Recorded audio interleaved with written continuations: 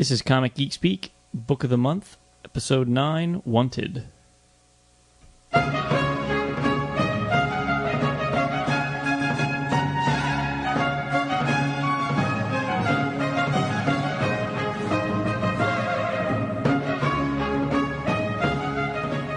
And welcome to Comic Geek Speak. I'm Brian Deemer. Believe it or not, I'm Kevin Moyer. I'm Shane Kelly. I'm Jamie D. And you're listening to our Book of the Month Club special. And this month's selection was Wanted by Mark Millar and J.G. Jones, published by Top Cow. Now, this one was quite the departure from things that we've done in the past. You could say that. And it's truly the first, what I would call, adult one that we did. Yeah, it's hardcore. It is hardcore. From the violence to the language to the nudity, everything. What? My son liked it. Which one, the youngest? No. Yeah, it's a baby.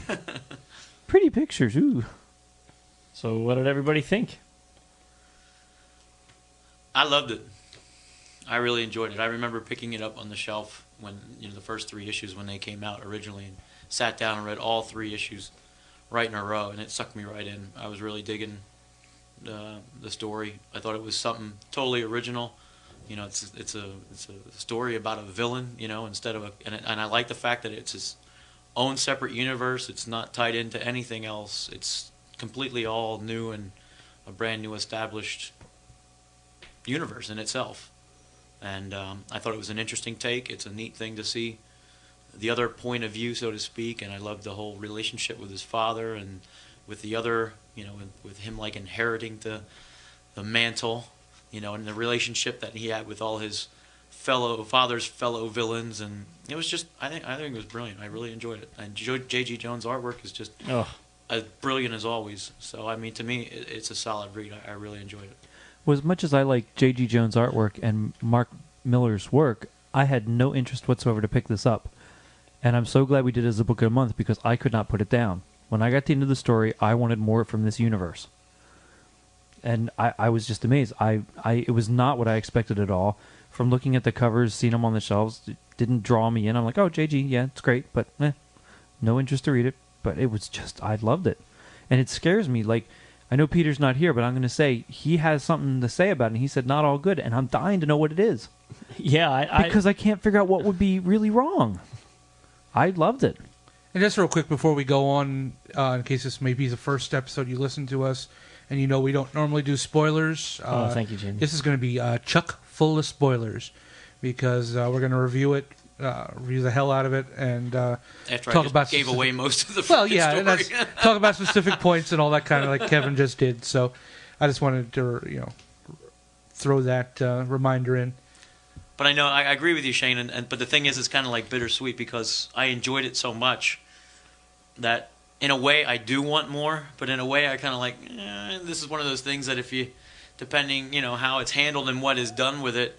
It would almost be better left alone in a way. Because sooner or later there'd be a bad issue. Yeah, and I think this was supposed to be part of like Millar World or something like that they were trying to do. Wasn't that like in the works back when this came out? They were supposed to give him a whole universe to play around with.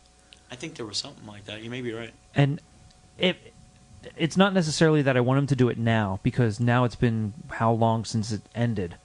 It would have been if I would have read it when it came out and I would have loved it then just as much as I did now, which I probably should have, but it would have been great right away because maybe they would have had a good flow going. Now that it's been a while, who knows what would happen if they got back to do it. In a way, yes. In a way, no. Because the only problem I ever had, please pardon me, I'm getting sick, so I'm losing my voice. Like I said, I didn't buy the first 2 issues when they came out. I only picked up when the 3rd issue came out, and then I picked up 1 and 2 at the same time and sat down and read 1, 2, and 3. The bitch of getting the monthlies with this was the fact that there was a huge delay. Well, yeah, I remember that. Sucks. I hate that. It starts going month to month to month, and all of a sudden, bang! Now you're waiting months and months and months. And they put out the dossier and such to kind of tie you over, but that's not the story. Not the story. I wanted to read the story, so now being able to take the trade and be able to sit down and read all 6 issues in a row. it really serves it well. If it would have came out monthly, that's the only drawback I say of getting the monthly with this book. I'm not saying anything bad about getting monthly books. I'm just saying for this title, that was the drawback with getting the monthly issues with this book. Well, and I wonder if something like this would work well, like not necessarily writing for a trade, but for a good graphic novel every now and then, a couple times a year, a good graphic novel. I agree with that. A hardcover or you know something like that. You know, I'm in favor of that. Yeah, he is me as well. Yep. Yeah, I thought I was when I saw this on the shelf, I thought, that looks interesting to me. I think I'd like to read that, but I didn't really know what the heck it was about. And so I, too, was very glad that we picked it, and I had nothing but good things to say about it. I plowed through this in no time. Yep. Enjoyed everything about it. I'm almost I don't even know why I liked it so much. The story was intriguing, and I love, his character especially was kind of like, a militaristic kind of like Tom Clancy-esque kind of super spy guy, and I dug that, and I really liked the concept of how if he had ever picked up a gun in his entire life, he would have been a super, like a bullseye kind of guy from the very beginning, but he never knew it because he never did, and he never, shot a rubber band at his friend, or he never, anything that would have like clicked that power. Like I thought that was an intriguing concept, and like when he shoots the freaking flies that are buzzing around, that's. I liked how all the villains were. It almost reminded me of a very mob-like organized crime syndicate, like from DC's Earth, whatever it was, where not only did they take over the world, but they were just kind of at peace with each other, which was a little weird. And then finally, the one guy wanted to just start taking more because he was tired of the status quo.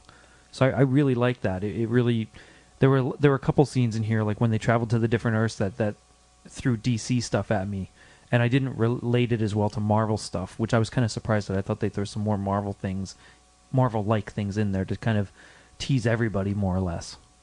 So but I like that. Nobody was bothered by all the nods and like a lot of the villains you could see were nods to a lot of the mainstream villains. And no, I liked it. Wesley was definitely an easy pick. That it was modeled after Eminem and